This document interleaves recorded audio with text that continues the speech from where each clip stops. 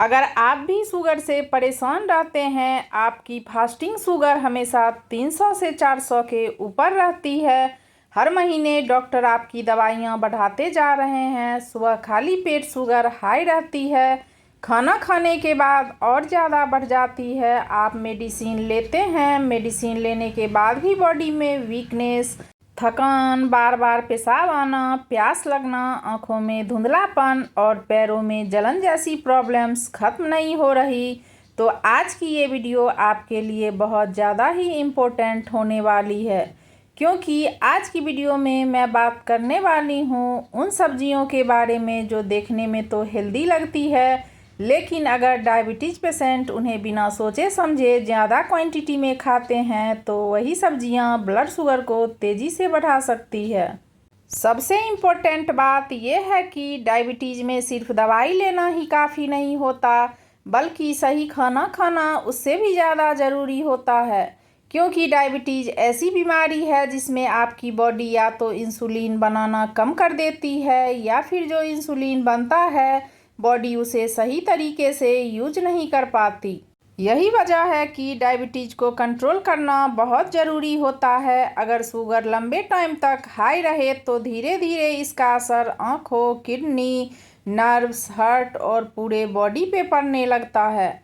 लेकिन अच्छी बात यह है कि अगर डायबिटीज़ पेशेंट सही चीज़ें खाएं, पोर्शन कंट्रोल रखें और ऐसी फूड चुने जो शुगर को धीरे धीरे बढ़ाए तो ब्लड शुगर काफ़ी हद तक कंट्रोल में आ सकती है।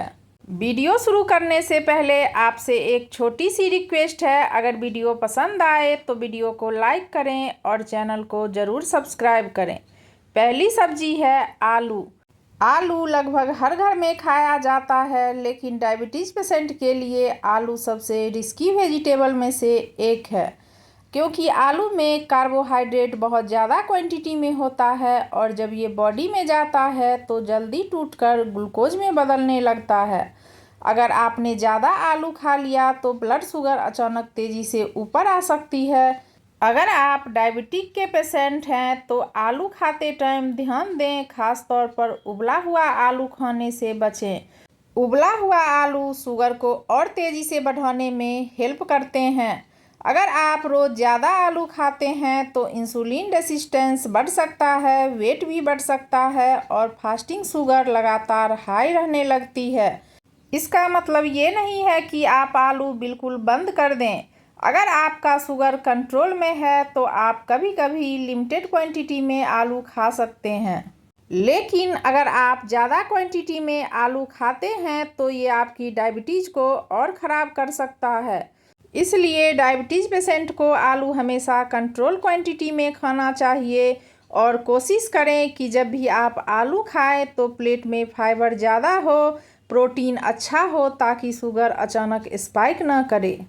अगली सब्जी है शकरकंद। शकरकंद को हम स्वीट पोटैटो भी बोलते हैं।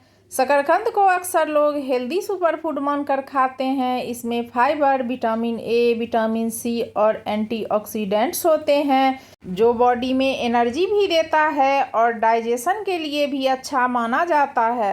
लेकिन डायबिटीज़ पेशेंट के लिए यही शकरकंद थोड़ा ट्रिकी हो जाता है, क्योंकि शकरकंद में भी नेचुरल शुगर और स्टार्च की क्वांटिटी काफ़ी होती है और इसका ग्लाइसेमिक इंडेक्स भी मीडियम से हाई रेंज में जा सकता है, खासकर जब इसे उबाल कर या भूनकर ज़्यादा क्वांटिटी में खाया जाए। जब आप शकरकंद खाते हैं तो बॉडी इसे ग्लूकोज में कन्वर्ट कर देती है और ब्लड शुगर तेज़ी से ऊपर जा सकती है। अगर आप डायबिटीज़ के पेशेंट हैं तो शकरकंद खाना अवॉइड करें, लेकिन अगर आपका शुगर कंट्रोल्ड रहता है तो आप इसे कभी कभी छोटी क्वांटिटी में खा सकते हैं। अगली सब्जी कद्दू होता है, जो देखने में बहुत हल्का, सॉफ्ट और हेल्दी लगता है। अक्सर इसे डाइट फूड भी माना जाता है, लेकिन डायबिटीज़ में कद्दू की प्रॉब्लम ये है कि इसमें नेचुरल कार्बोहाइड्रेट्स होते हैं जो जल्दी डाइजेस्ट हो जाते हैं। कद्दू का ग्लाइसेमिक इंडेक्स भी हाई होता है, खास तौर पर जब इसे ज़्यादा पकाकर सॉफ्ट बना दिया जाए। कद्दू खाने के बाद बॉडी में ग्लूकोज तेज़ी से रिलीज हो सकता है और अगर पोर्शन ज़्यादा हो तो शुगर स्पाइक भी हो सकता है। अगर आप डायबिटीज़ के पेशेंट हैं तो आप कद्दू खाना अवॉइड करें, और अगर आपका डायबिटीज़ कंट्रोल रहता है तो जब भी आप कद्दू खाएं तो बहुत कम क्वांटिटी में खाएं और दाल या दूसरी हाई फाइबर सब्जियों के साथ मिलाकर ही खाएं। अगली सब्जी चुकंदर है। चुकंदर को लोग अक्सर एनीमिया, ब्लड प्यूरिफिकेशन और स्टेमिना बढ़ाने के लिए खाते हैं। इसमें आयरन, फोलेट, पोटेशियम और एंटीऑक्सीडेंट्स भी होता है, जो ओवरऑल बॉडी के लिए अच्छा माना जाता है।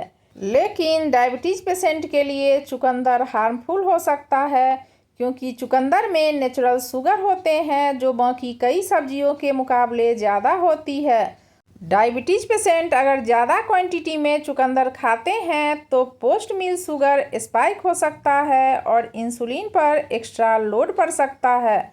लेकिन इसका मतलब ये नहीं कि चुकंदर बिल्कुल भी बंद कर देना चाहिए। अगर आपका शुगर कंट्रोल में है तो आप इसे कभी कभी स्मॉल पोर्शन में ले सकते हैं।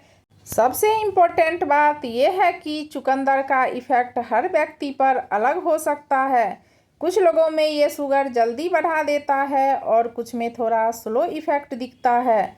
इसलिए डायबिटीज़ पेशेंट को हमेशा अपना शुगर मॉनिटर करते रहना चाहिए, खासकर जब भी कोई नई सब्जी या फूड ऐड करते हैं। अगली सब्जी अरबी है। अरबी भी आलू की तरह ही एक स्टार्ची वेजिटेबल है। इसमें कार्बोहाइड्रेट कंटेंट काफ़ी हाई होता है। अरबी की प्रॉब्लम ये है कि ये बहुत इजीली ब्लड शुगर को बढ़ा सकती है। अरबी खाने के बाद एनर्जी तो मिलती है, लेकिन अगर पोर्शन कंट्रोल नहीं है तो शुगर लेवल जल्दी स्पाइक कर सकता है। इसलिए अगर आप डायबिटीज़ के पेशेंट हैं, डायबिटीज़ हाई रहता है तो आप अरबी अवॉइड करें, और अगर शुगर कंट्रोल में रहता है तो आप अरबी को कभी कभी खा सकते हैं। डायबिटीज़ का मतलब ये नहीं है कि आप सब कुछ छोड़ दें। डायबिटीज़ का मतलब है सही बैलेंस सीखना। अगर आप अपनी प्लेट को समझदारी से बनाते हैं तो आप डायबिटीज़ को काफ़ी हद तक कंट्रोल कर सकते हैं। अगर आपके खाने के प्लेट में फाइबर, प्रोटीन और लो ग्लाइसेमिक फूड सही तरीके से हों तो ये चीज़ें कभी कभी खाई जा सकती है। लेकिन अगर रोज़ यही हाई स्टार्च वाली सब्जियां ज़्यादा क्वांटिटी में खाई जाए तो शुगर कंट्रोल करना बहुत ही मुश्किल हो सकता है। अगर आप डायबिटिक के पेशेंट हैं तो आपके लिए सबसे ज़रूरी बात यह है कि दवाई तो ज़रूरी है ही, लेकिन लाइफस्टाइल उससे भी ज़्यादा ज़रूरी है। अगर आप अपनी डेली हैबिट सही कर लेते हैं तो कई बार दवाइयाँ भी कम हो सकती है।